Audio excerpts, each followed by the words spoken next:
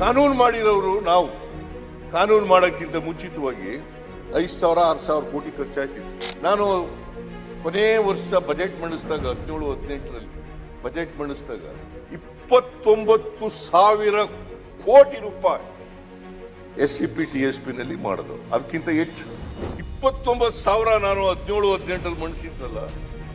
ಇವರು JDSನವರು 1 ವರ್ಷ 2 ತಿಂಗಳು 3 ವರ್ಷ 10 ತಿಂಗಳು BJP ಅವರು ಇದ್ರಲ್ಲ, ಇವರೆಷ್ಟು ಕೋಟಿ ಖರ್ಚು. ಇದು ಅದಕ್ಕಿಂತ 29,000ಗಿಂತ ಕಡಿಮೆ. ಹೆಚ್ಚಾಗಬೇಕು, ಕಡಿಮೆ ಆಗಬೇಕು ಪ್ರತಿ ವರ್ಷ.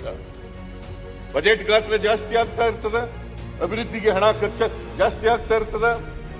ಈ ವರ್ಷ 24-25ರಲ್ಲಿ 39,121 ಕೋಟಿ. ನಾವು are we against the scheduled tribes?